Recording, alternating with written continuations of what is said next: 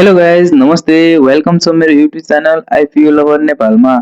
तपाईहरुको सामु फेरि म एउटा नयाँ इन्फर्मेसन लिएर उपस्थित भइसकेको छु।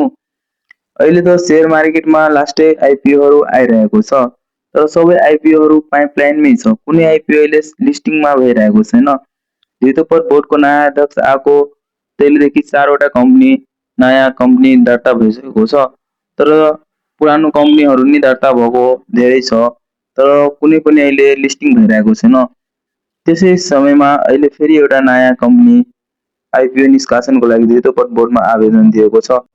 तर अब आइपिओहरु एप्रुभ हुन्छ जस्तो लागिरहेछ किनकि धितोपट बोर्डको अध्यक्ष पनि चेन्ज भएको छ। त्यसो भएर सबैजना पैसाहरु तुल्याएर राख्नु होला।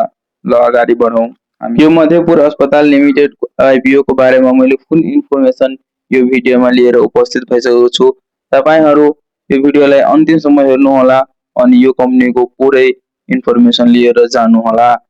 ल ढिलो नगरिकन यो भिडियो मैले अगाडि बढाइरहेको छु। यो कम्पनी रहेको छ मध्यपुर अस्पताल लिमिटेड। हालको उपलब्ध जानकारी अनुसार मध्यपुर अस्पताल लिमिटेड ले आइपिओ निष्कासनको लागि 7 मा आवेदन दिइसकेको छ।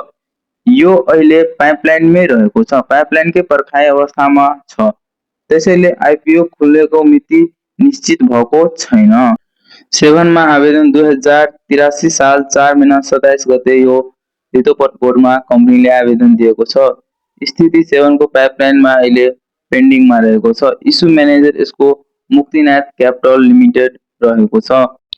यी विवरणहरू हालको आइपिओ पाइपलाइनमा पनि 28 लाख किता र 28 करोड रुपैयाँ बराबरको देखिन्छन्। अस्पतालको विवरण योजना मध्यपुर अस्पतालले अस्पतालको क्षमता हालको 100 बेडबाट 300 बेडसम्म विस्तार गर्ने योजना बनाएको छ।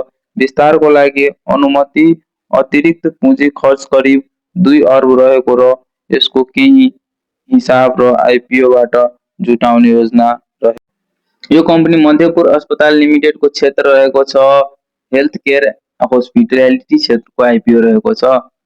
यसको टोटल किता 28 लाख किता निष्कासन भएको छ। अंकित मूल्य 100 मै यो पनि आइपिओ निष्कासन भएको छ।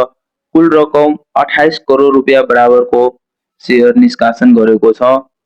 कम्पनीको विवरण हेर्दाखेरि BB+ रेटिङ प्राप्त गरिएको छ। यस अनुसार यो कम्पनी वित्तीय दायित्व गर्ने क्षमतामा मध्यम जोखिम संकेत गर्दछन्। महत्त्वपूर्ण अहिले आइपिओ आवेदन खुलिसकेको होइन। 7 बाट स्वीकृत र त्यसपछि आइपिओ को खुला बन्द हुने मिति घोषणा भएपछि मात्र सर्वसाधारणले आवेदन दिन सक्नेछ।